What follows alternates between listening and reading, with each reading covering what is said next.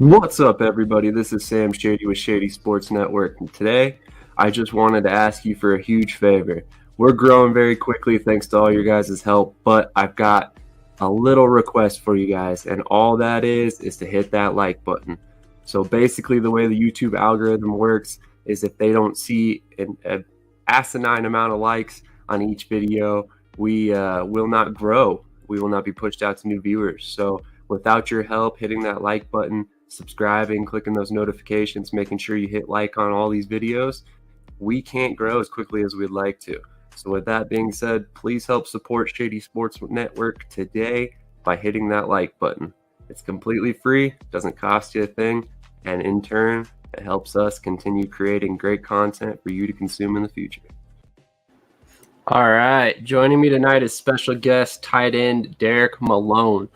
Derrick describes himself as a traditional Y tight end, and you really couldn't get a better description, quite honestly. 6'5", 250 pounds, basically exactly what you look for in a tight end in today's game. How are you doing tonight today, Derrick? I'm blessed, man. I want to thank my Lord and Savior Jesus Christ for allowing me to have this opportunity. I want to thank you for giving me the platform, and I'm excited to get to share a little bit about me tonight. No doubt.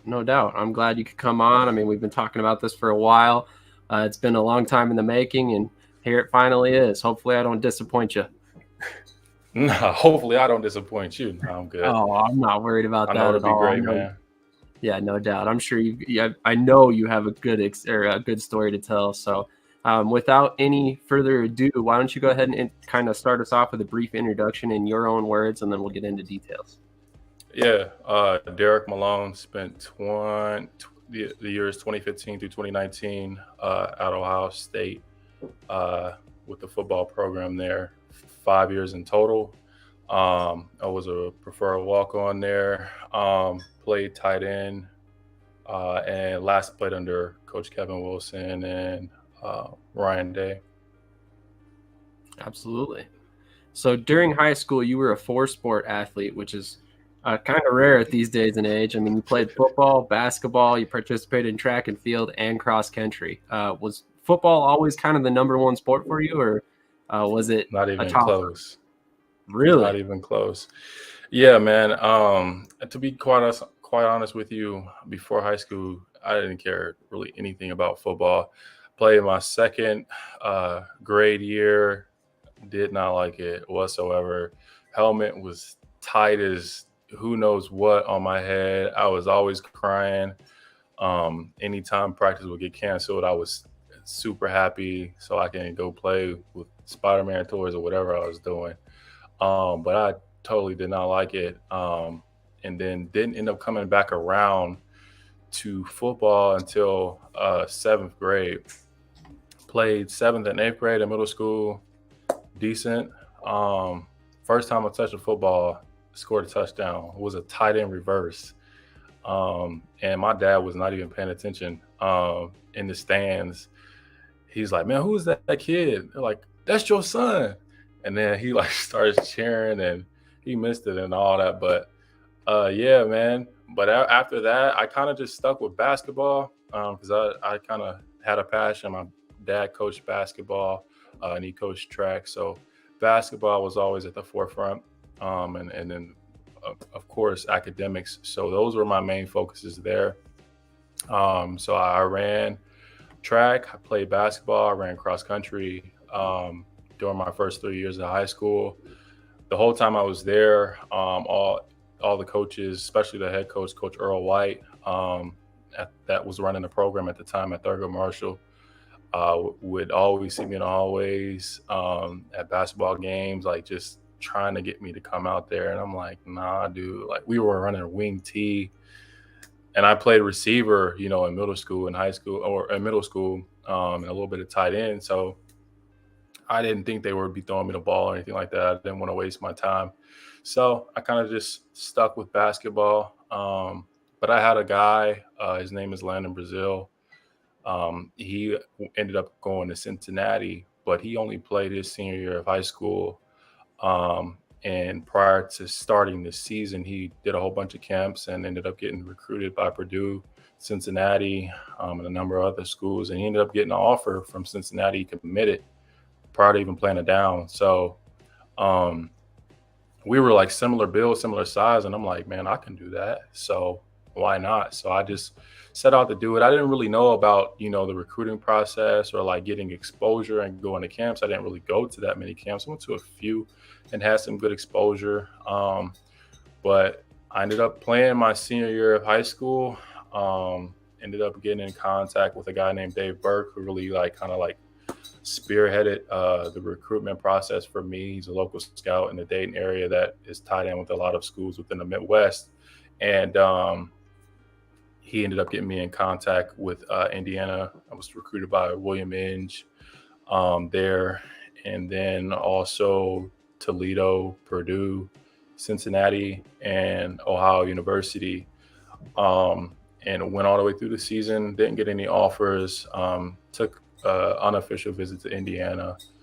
And things weren't, I guess, panning out how I thought they would, but it ended up coming to fruition. I know you have some more questions, so I want to stay to the script, and then we'll get to that once you get there. But yeah, man, to answer your question, football was definitely not at the forefront. Well, for the record, man, you feel free to tell us exactly what you want to tell us. We can toss out questions as we need. I'm not worried about that. Okay. So one of the things that I did want to ask you about, though, is obviously we've seen over the years many transitions from basketball to tight end. How do you feel that basketball translates to playing tight end in an outdoor game? The athleticism, just quick thinking, quick reaction, being able to set a defender up, kind of playing mental chess out there. And then also there's a level of physicality within basketball. There's no pads, and you kind of got to sacrifice your body, especially taking charges or, down in the paint. And I was a bigger guy, so I did some work out on the perimeter, but most of the work was down in the paint. Being quick on your feet, right? Being able to be explosive and like have that right now burst to get up and grab a ball. Those are kind of some of the things that translate, especially being a tight end in the red zone, to where you're going to be asked to, get up, and it's not going to be like a combine vertical jump where you get a couple warm-up jumps and then you jump like it's like right there, right now. So that definitely translates. And then footwork, being quick on your feet, light on your feet, being nimble. I definitely feel like helped me. I definitely know when I was playing, because I'm like 6'4", so I had people that would come out and watch me playing basketball, and they're like, "Man, I didn't know you moved that quick, to be that big." And I wasn't really thinking anything of it because I've always been around guards and all that kind of stuff, my whole life. Even growing up in middle school, I was a guard because I didn't hit my growth spurt until I was like 14, going on 15. So that's when I really started putting on that height. So I've already built those skill sets there with the feet at a younger age, and it kind of just translates. Some guys get taller and get more sloppy, but I was blessed enough to be able to keep my agility, I guess. There you go. I mean, it helps that you were relatively tall at a young age, I'm sure. So you were kind of working with the same body mass that you have now, et cetera, et cetera. So in the introduction, we spoke about how you're kind of a traditional tight end. You aren't scared to mix it up in the run game as a blocker. Talk to me about how you work on this technique in this department. I mean, it's got to be semi-difficult given that you're a one-man show. Yeah. Right now, it definitely is difficult, but I'm always making sure that I'm honing in on that skill, going through my drill work, my footwork. I think that's really the biggest piece of blocking is the footwork, making sure that you're getting that second step in the ground, being explosive, getting off the line. And I work those things on a day-to-day, being explosive in all aspects of my game. So that definitely translates there. and then making sure that I'm able to get to the pad, because blocking is very physical, and you need to be able to like have that mentality, that mindset to kind of put your face in there to shoot your hands and be explosive. So I'm definitely always taking the time to focus. That's a very an area that can very much be looked over. With today's game and the tight end being more of a flex position and people being off the ball and all that kind of stuff split out. But I pride myself in being able to do both. So I spend a great amount of time there. As you should. I mean, there's a reason why it's called tight end and not wide receiver. You're kind of supposed to be that do-it-all player. I mean, sometimes you'll be lined up in the backfield as a lead blocker. Sometimes you're in line. Sometimes you're split out wide in the slot. To me, the tight end is arguably the most versatile position on the offensive side of the ball because you're asked to do a little bit of everything. Yeah, absolutely, and that's one of the conversations that we would have back at OSU. Like, what is the hardest position in the game of football? And three things that come to, or three positions that come to mind are definitely quarterback, center, and tight end. Just because of the skill set that you have to possess, the amount of things that you're asked to do. It's typically a position that you don't really see a lot of people excelling at in their early years. Like Brock Bowers with Georgia, like that's uncommon, but he's definitely killing it. But yeah, it takes a little bit of time to get adapted, just because you're asked to do so much. You're in line, you're blocking run blocking, pass blocking, pass. You're out on the perimeter, blocking as well, and then you're asked to go downfield and run routes, whether it be short yardage, intermediate, or you might be getting hit down the seam. So you just never know. You got to be ready, and you got to make sure that you're working within your skill set on a day-to-day. Absolutely. So you attended college at Ohio State, but you were ultimately there as a walk-on. How exactly did that all come about, given your recruitment process? Yeah, so I was going to kind of dive into that, but I wanted to make sure I gave you the opportunity to ask those other questions. But as I was saying, I only played my senior year of high school, and the recruitment process was kind of slow, slower than I expected it to be. But really thinking back on it now, as being more mature and seeing like the opportunity to play at the Division I level is a blessing, and it's not something to kind of look over, and it doesn't really happen for everybody. So the fact that I was even able to be recruited is a blessing. The fact that I was able to do that and only had played 1 year of high school is even more of a blessing. So I ended up, like I said, going throughout that season, when I took an unofficial visit to Indiana. And then as I started my basketball season, Joe Burrow's dad, Jimmy Burrow, came up to the school, and he was very interested and wanted to get me up or down to Athens to take an official visit to Athens. And at the time, I don't know anything about recruiting, so like, oh, all right, well, he wants me to go to Athens. Da, da, da, da. So I'm talking to my head football coach after Mr. Burrow leaves, and he's like, man, like, this is big time. Like, I think you might be getting an offer. They don't really bring people in and, for an official visit and not offer them. So I'm like, okay. So I played a basketball game that Friday. My father and I drove down through like a snow blizzard, and got to Athens, like a 2.5 hour drive. But we got there, had dinner with Mr. Burrow and his wife, Robin, beautiful family. And they really made me feel at home. I enjoyed my time there, and got to tour the campus and speak with the head coach there. We got a good conversation. I'm in the office. I'm thinking, all right, he's going to offer me. He asked me if I got any questions. I'm like, no. So I'm just waiting on him to say, hey, we're going to offer you. Didn't happen. So we drive back from Athens to Dayton. That following Monday morning, I see Mr. Burrow's car in the parking lot. They pulled me out of class, and he's like, hey, I got some good news. I got some bad news. And I'm like, all right, well, give me the bad news first. he was like, well, the bad news is we don't have any scholarships to offer you. But the good news is we want to offer you a preferred walk-on spot here. And he asked me if I'd be interested, and I didn't know at the moment. And I told him, that I wasn't really sure.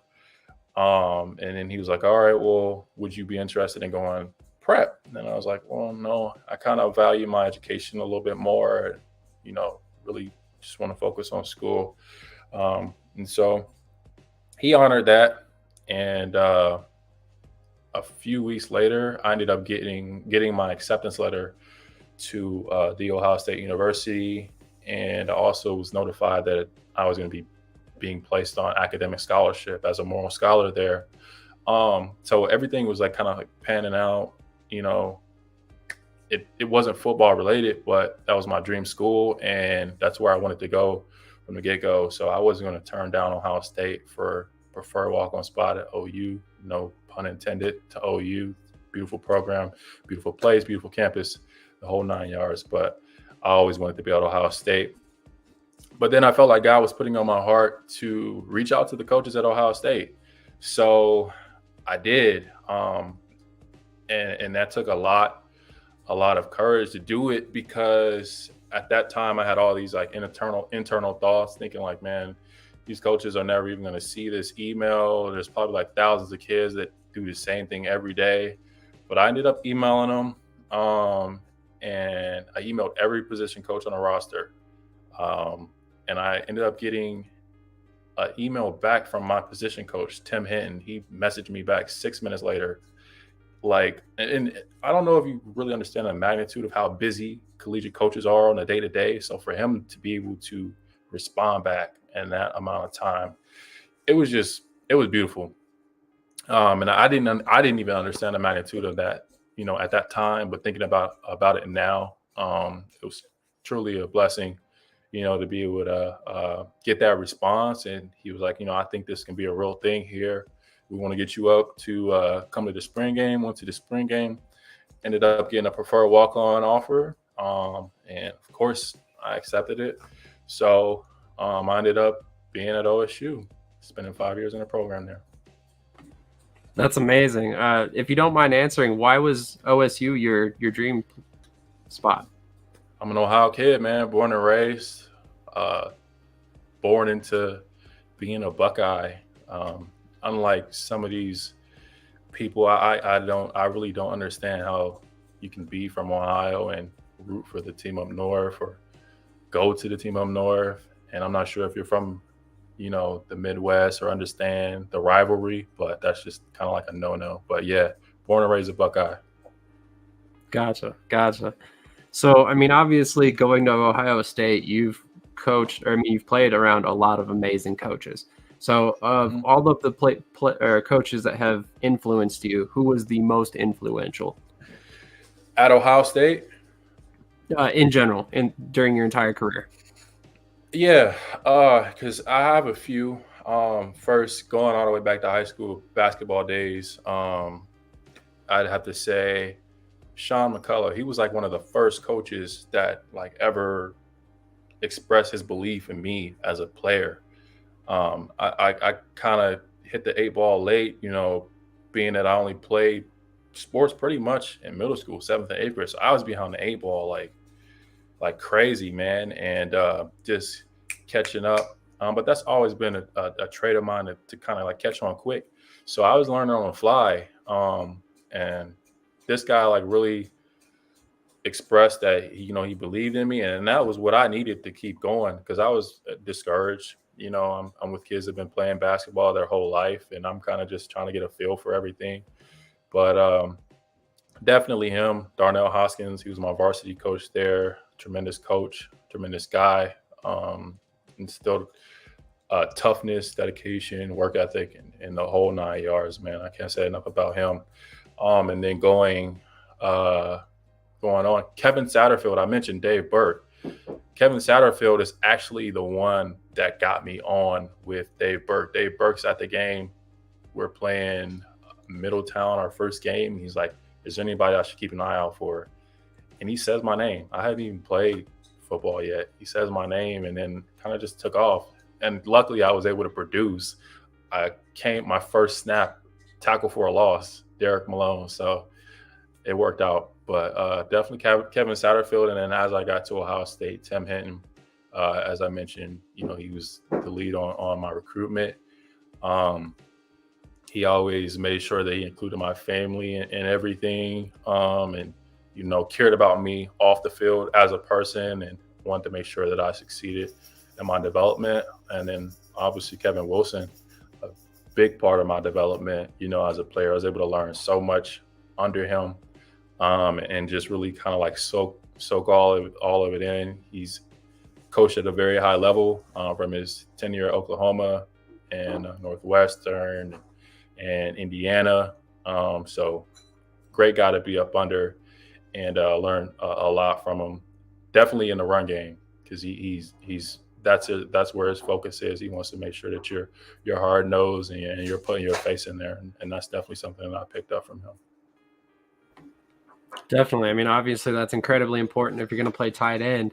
And at the time, you were also playing defensive end coming out of high school, correct? I played defensive end in high school, and I played tight end. So split. When I got to Ohio State, I was defensive end. They actually pulled me over to scout team my freshman year. So my true freshman year, they pulled me over to scout team, and they were like, yeah, we want you to play DN. And at the time, I'm mad because, like, I want to play tight end. This is what I came here to play. I didn't come here to play defensive end. But looking back at it now, I mean, I should have just embraced it. Obviously they saw something in me, and they told me they did, like, hey, we like this, but I was not up for it, dude. I wanted to get back to tight end so bad, just because I felt like that's where my identity was. But yeah, high school, tight end, defensive end. Gotcha. So I'm interested. How did you end up back at tight end ultimately? Probably my disgust for being at DN. They kind of sensed it and knew that I wanted to be back there, and they honored that. So I thank them. But like I said, I probably should have maybe embraced it. I probably could have saw the field more, but who knows? It's possible. You never know. Hindsight's always 20/20. But at this point, you got to live in reality. Exactly. So you end up playing under Urban Meyer, who, regardless how you see him off the field, he's still one of the greatest coaches of all time. What was it like playing for Meyer? What's his leadership style like? Demanding. Definitely demands the most out of his players and anybody associated with that program. He has a drive to win, competitive excellence, being ready when your number is called, and just embracing chaos.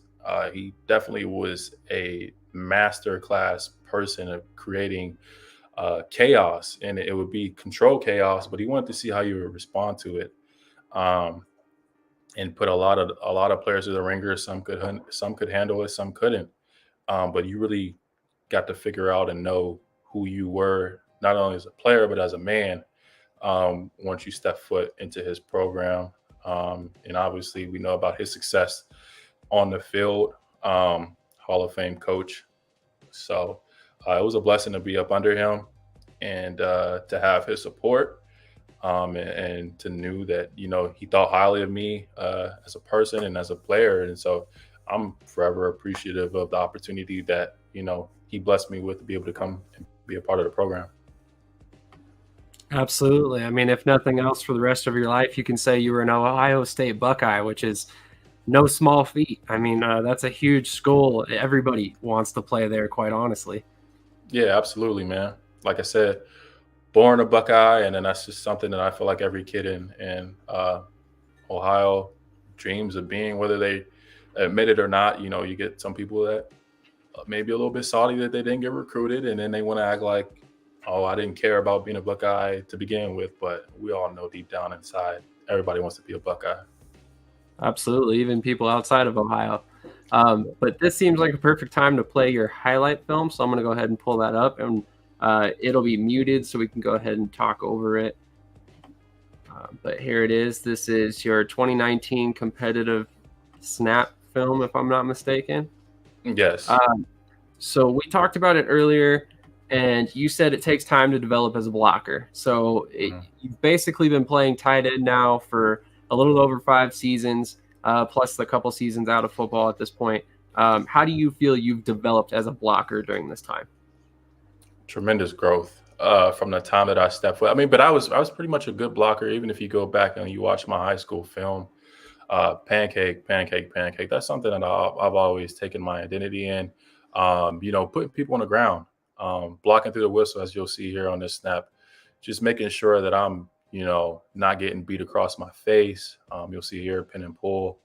Um, I take pride in it, man. I love it. And I think that's something that gets overlooked by a lot of people. They don't really want to get down and do the nitty gritty, but I embrace it. Agreed. I mean, it's very obvious that you do, as we'll watch your highlights, and it's a big deal. Like I said before, I mean, tight end is one of those positions where blocking is incredibly important. You're basically a mix between an offensive lineman and a wide receiver, is the best way to possibly put it. Yep. So during your college career, you play behind a couple future NFL tight ends, Jeff Hireman and Nick Van Nett. Talk to me about how you felt at the time watching others start ahead of you. I was awestruck. Watching guys like Jeff. I didn't have the pleasure or the privilege of being with Jeff in the room. He left a year before us, but he definitely set a standard there. Coming off that national championship year, hard-nosed guy, do anything for the program type guy, and then obviously being under Nick for a year. I mean, just to see his work ethic, to see how attention to detail he was, whether it be playing tight end or being on punt. That guy, he really took his craft seriously, and that's something that kind of got passed on to us, as we became leaders in the room. Absolutely. I mean, two of the pretty solid young tight ends in the game right now. So definitely some guys that, it must have been rough being behind players at any point in time, but both of them are quality tight ends. So no shame in it whatsoever. Yeah, absolutely. It's all about perspective. There's a time and there's a place for everything. And so I definitely knew, being under them, I was going to have the opportunity just to soak all of that in. So that's kind of the approach that I took being under them. I love that. I love how you approach that, because definitely that's how you have to. You're not always going to walk into a situation and be handed a job. And a lot of times it's how you handle that adversity that coaches take a liking to you or feel that you're worth their time, because you're going to approach it with a mentality that you're going to earn that playing time, which I think a lot of coaches and fans should respect. Absolutely. So talk to me about special teams. I mean, what units have you played on, and what can you offer teams outside of your ability on offense? Yeah, I can play in all phases of the game: kickoff, return, punt block. And I love kickoff. I love being able to go down there and get to the ball. That's something that I took pride in, even on scout KOR, like just a KOR and kickoff. Being the first one down there, at that time it was 245 pounds, and I'm running with guys that are like 180, like just because. And I'm sure they go out there and run, a faster 40 than I would, but I wasn't letting anybody beat me. So game speed is different than 40. And I definitely made sure that I showed that, and everybody felt that, when I was coming and running down there. And then obviously the wing and rocker on field goal. Gotcha. Absolutely. That's kind of a given, I guess, when you're a tight end at this point. You attended an XFL Showcase a couple months ago. How did you feel about your performance at the time? Yeah, I felt that I did great, man. I had a number of great things that I showed. Obviously, being fundamentally sound was something that I wanted to definitely showcase there, and my ability being a blocker. And then I think also with pass catching was something that they really emphasized that they wanted to see, how good are your hands, and definitely showcase that. I think we were in like 4 routes, and all my routes were clean, pretty crisp. Got in and out of breaks, showed my athleticism, my ability to move, my ability to have base, bend, and balance. Those are things that I stress and that I feel are important, and they stress and let you know that are important at Ohio State is having base, been in balance, and that transitions to any sport, um, any position on the field. So definitely wanted to showcase those things, and I feel like I did a great job doing that. Got a lot of good feedback too, as well, from from some of the personnel that were there. They were very high on what they saw, and so I'm praying that that pays off and an opportunity presents itself there. I hope so, man. I got my fingers and toes crossed for you. That's for sure. How valuable was that experience, and how involved were the coaches and coordinators at your event? Um, Invaluable, to be honest with you. Being in the position that I'm in, any opportunity is a great opportunity. I had the opportunity to go to the Hub Football Showcase in San Diego and got invited there. Very, very, very um, closed as far as like who gets in, who doesn't. They're only letting in upper echelon players. So to be able to get invited to that was beautiful. Same thing with the XFL. And just to be able to have that opportunity, talk about a league of opportunity, and boy, did they, make sure that they gave me that, and I took it and I ran with it. So, like I said, I felt like I had a great showing, and I'm really appreciative to Danny and Mr. Johnson, for taking that investment and bringing it and presenting it, putting it in a form that we can benefit off of it as players, and having the showcases, the local and regional showcases, for those players to be able to go and showcase their talents, and really put their work to be viewed, by personnel. So I loved it. And to answer the second part of your question, as far as the personnel being involved, they definitely were. Coach Beck, you saw him taking notes pretty much on every rep. You're getting a plus, plus, and he was very attentive, especially with the tight ends. He followed us around everywhere to each station, and that was something that I took pride in, having a guy as tenured as he is within the NFL to be there, and actually evaluating the game. I definitely loved that aspect of it, because what you miss at this level is in an opportunity to be truly evaluated. You miss those opportunities because coaches and personnel can get caught up in stats, but sometimes they miss those gems, those diamonds in the rough. Those people that may have not have had the exposure, they may have not have had 100 catches and 1,000 yards and 10 touchdowns, but they possess some of those intangibles. And I'm not talking about just being a good character guy, but I'm talking about things that translate into the game. Those things that separate the good from the elite. So I definitely appreciated him and the number of other coaches that were there in attendance, being able to get a look. Agreed. Ultimately, that's what spring football is all about. The fact that we now have multiple leagues giving guys opportunities and giving coaches opportunities is better off for everybody, and especially football fans, because now at this point in 2023, it's going to be year-round football and outdoor football at that. I mean, we have always had multiple arena football leagues, but 2023 is going to be unlike anything I've experienced in my lifetime. Yeah, absolutely. It's just great to see a high level of football, even with the USFL. They did a great job of managing that, making sure that they put great players on the field and a great product. And I think it'll be something for a lot of the customers and viewers like yourself to be able to take pride in. You're not wasting your time when you're sitting down. You're able to really enjoy it, and I'm excited. Agreed. It's definitely an exciting time. It might be the golden age of football currently, in my personal opinion. So I'm kind of curious. I didn't ask this in the original question list, so forgive me. But did you pursue the XFL in 2020? No, I did not. At that time, I think when they were doing their, I guess, selection or evaluations, I was still preparing for my pro day.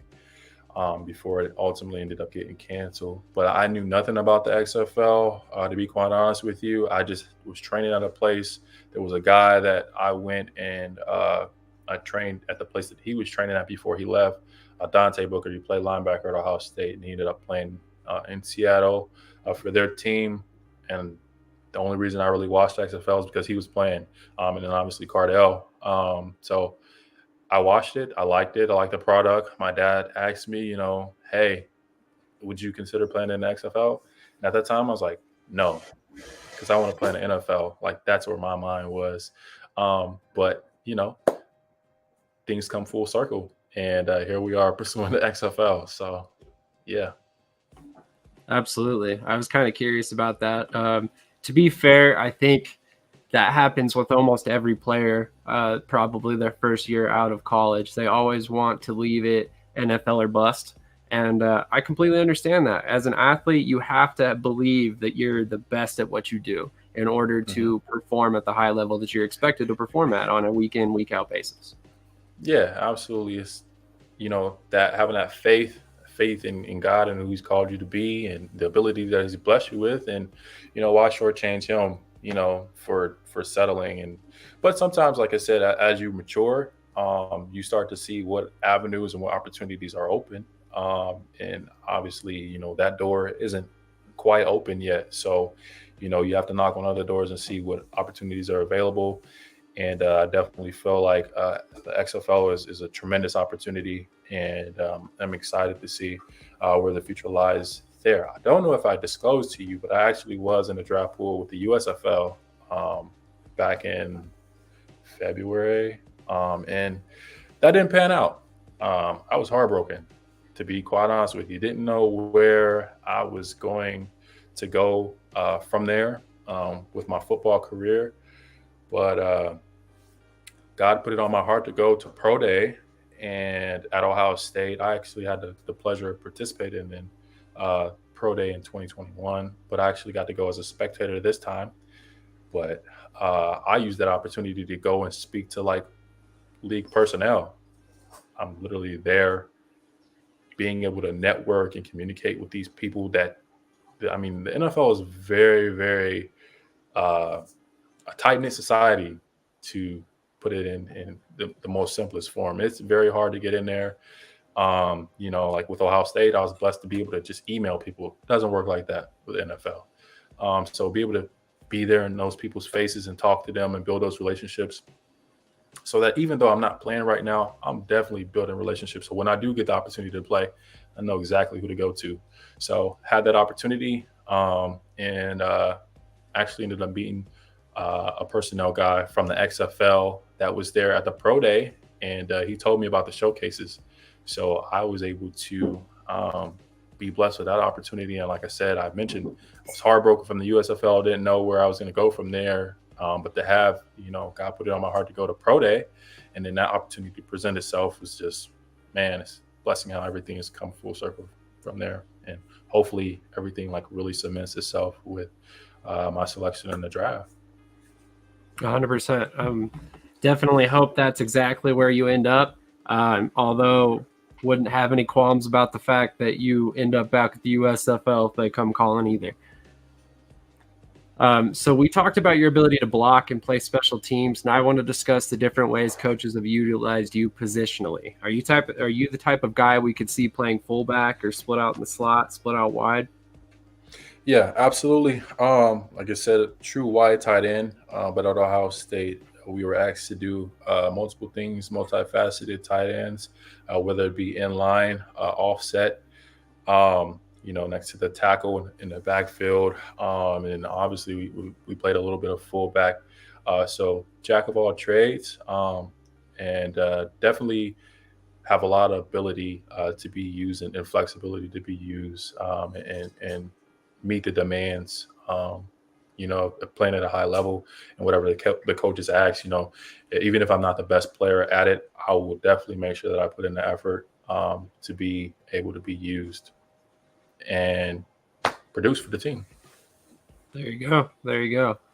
So not only will he play every special teams unit, he'll do whatever you ask on offense as well. So if you're a coach out there listening, don't hesitate to call Derrick because I'm sure you will not regret it.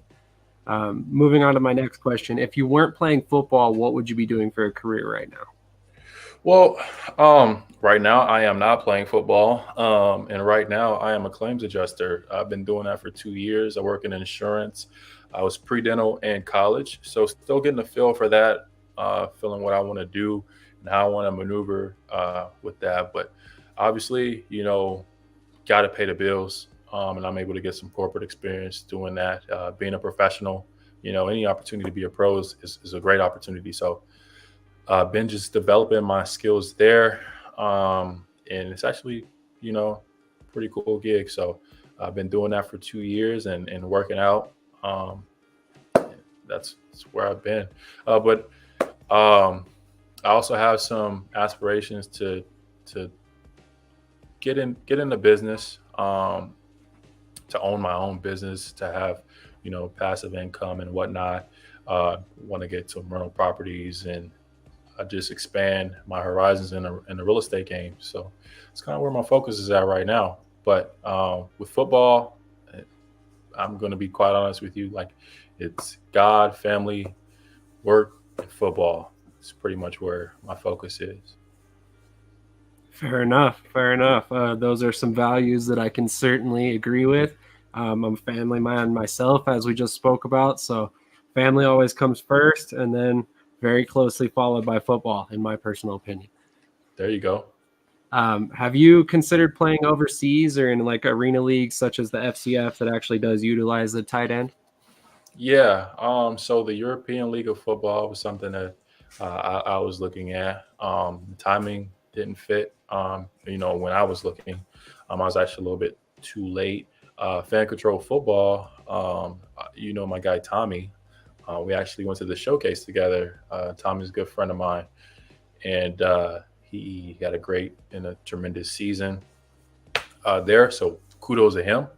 Um, and I thought that was a good opportunity. And it is very hard. You have to be very, very, very selective, when it comes to alternative football, just because you don't want to go down a dead end, right? Ultimately, my goal is to play in the NFL, and I want to make sure that I'm putting out a product, that can be respected, can be valued. And I'm playing against premier talent so that, you know, my film can be those things. So I definitely felt like the fan control football put on a great product, something that was respectable. A number of guys got opportunities from playing there, and then the European League of Football did as well. And obviously, with the USFL starting their season last year, they did a great job. So definitely considering all of those things. But right now, XFL is at the forefront because it's what's coming up.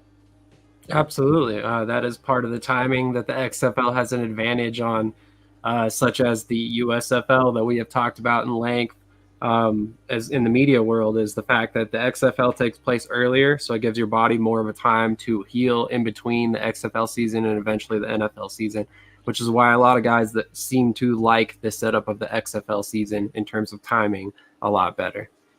Yeah, absolutely. And not only that, but just it's the numbers game as well. The NFL is a business and they have numbers that they have to, abide by as far as, how many bodies they have on the roster. And then, you're dealing with free agent signings within that time period there in the spring.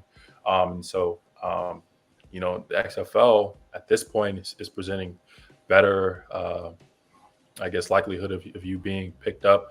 I can't remember the numbers, but I think from XFL 2.0, there was like 60 something guys on the roster. So, I mean, definitely, they definitely put out a great product, and I think the timing just lines up better. Yeah, agreed. Agreed. It's definitely a factor that, like I said, we've talked about at length in the media world. So no reason to beat a dead horse here. Is there a coaching staff in the USFL or XFL you feel runs a scheme that best fits your abilities as an individual? Sure, it's going to be Beck. Wherever his mind is, I was actually looking at his coaching staff. Did not see a tight end coach. And at first, I was like, hey, why is there no tight end coach? But then I think, well, who's the head coach? So I'm sure he's going to be very, very heavily involved in the development of those tight ends there. And then Coach Buckley. I think that he'll run a good system, and Coach Stoops. I'm sure that he's going to have some great development and a tremendous staff there, just based off of his name and the kind of guy that he is. He's a winning football coach, and very tenured as well. So I'm sure he'll have a great staff, and I'm sure everybody in the XFL is. Haslett, Woodson, Barlow, Phillips, the whole 9 yards, man. So I'm excited to see what opportunities present themselves with me being able to be a part of their, organization or roster, what have you. But yeah, I think we're in good hands. I would agree. Regardless if it's the USFL, the FCF, or the XFL, I think all three of these leagues are very viable options for football players trying to put film out and eventually make the leap to the NFL level. Probably the top tier of all leagues in terms of alt football. Mm-hmm. So just before you left college, the offensive coordinator and tight end coach changed, and Kevin Wilson held both titles in your senior season. Well, actually, your redshirt senior season, I believe. He also happens to be a very tight with XFL head coach Bob Stoops. Have you spoken to Coach Wilson recently? Yeah, I actually had the opportunity to be in the building with Coach Wilson. I spent some time, with the tight end group there back in the spring, just coming around, being around in the building, showing my face, and then I have an opportunity to learn the game. Coaching is something that I definitely want to do down the line.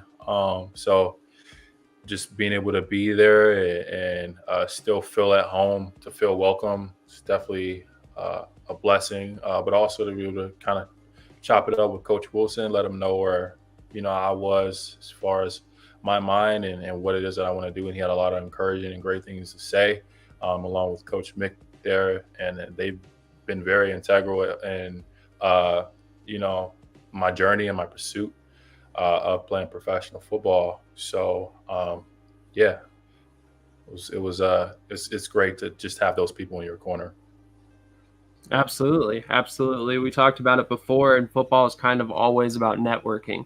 It's kind of at times, unfortunately, about who you know, not always necessarily what you can do. And so definitely this is a connection that you can always turn back and kind of lean on a little bit, which is a big bonus for going to school like Ohio State. One last question. If the XFL doesn't call your name, what's next for Derrick Malone? A lot of prayer, a lot of consideration. My heart is I'm wholehearted, full-hearted in my pursuit right now. So really not even focusing on that, but I know that God won't steer me wrong, and that He has greater plans for me if the XFL isn't.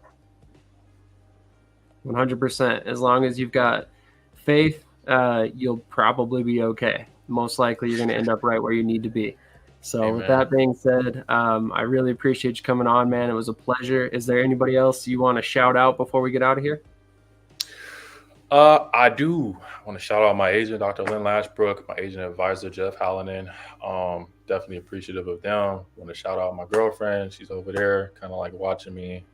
And my dog, Hannah, puppy.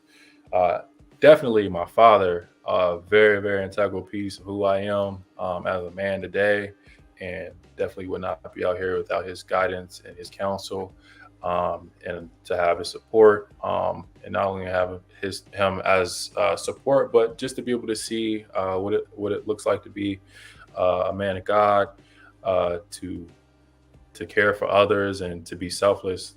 Definitely appreciative of that. So, yeah, and shout out to you, man, for allowing me to have this platform and share this time with you. I appreciate that. That was very nice of you. Totally unnecessary, but I appreciate it. Well, once again, appreciate you coming on. It was a lot of fun chopping it up with you. Like I said, we've been talking for months, so I fully intend to keep in touch with you. I hope you do the same. Definitely think you're going to end up in the XFL. I really, really hope we hear your name called on draft day. And here in the next couple weeks, you're telling me about how you got an XFL draft invite. Amen. Absolutely. With that being said, everybody who tuned in, I appreciate you guys. I hope you hit the like button, comment, and subscribe while you're here. Help us grow this platform so more athletes can come on here and hopefully get put in front of the right people. Without you guys hitting the like button, commenting, subscribing, we can't grow as fast as we'd like to and give a bigger platform to these players to hopefully get them where they want to be. With that being said, we appreciate your support, and we will catch you in the next one.